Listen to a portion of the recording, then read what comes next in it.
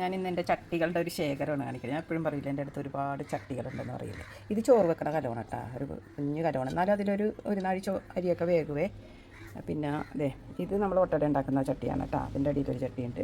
ഇത് ഏറ്റവും പുതിയ ചട്ടിയാണ്, ഇപ്പോൾ പുതിയ മോഡൽ ചട്ടി ഇറങ്ങിയത് വാങ്ങിച്ചതാണ്. ഇതും ഒരു ചോറ് വെക്കണ കലമാണ് കേട്ടോ. പിന്നെ ഇത് ഇപ്പോൾ വാങ്ങിച്ചതാണ്, കുറച്ച് ദിവസമായിട്ട് വാങ്ങിച്ചതാണ്. ഇത് ഈ ഒരു പുതിയ ചട്ടി ഇതൊന്നും ഉണ്ടായില്ല, അതിലെന്തോ ഒരു പുത്തൻ മണം, അതുകൊണ്ട് ഞാനത് മയക്കിക്കൊണ്ടിരിക്കുകയാണ്. പിന്നെ ഇതും ഒരു പുതിയ ചട്ടി, ഇതൊക്കെ കുക്ക് ചെയ്തട്ടാ. ഇതും ഈ ചട്ടിയും ഒരേപോലത്തെ പുതിയ മോഡൽ ചട്ടിയാണ് കേട്ടോ.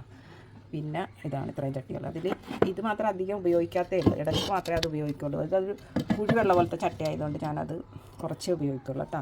പിന്നെ വേണ്ട ഇതൊക്കെ ഇരുമ്പിൻ്റെ ചട്ടി, ഇതൊക്കെ കുറേ ഉപയോഗിക്കാണ്ടൊക്കെ ഇരിക്കുന്നതാണ്. ഇത് ഉപയോഗിക്കും കേട്ടോ, പപ്പടമൊക്കെ വറുക്കും ഞാൻ. അപ്പോൾ എണ്ണയോടെ ഇങ്ങനെ വെക്കും.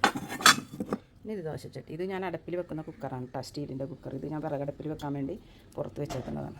അപ്പോൾ ഇതാണ് എൻ്റെ ചട്ടികൾ കണ്ടോ. എല്ലാവരും ഇവിടെ വരുമ്പോൾ എന്നോട് ചോദിക്കും എന്താണ് ചട്ടിക്കടയാണോ എന്ന് ചോദിക്കും.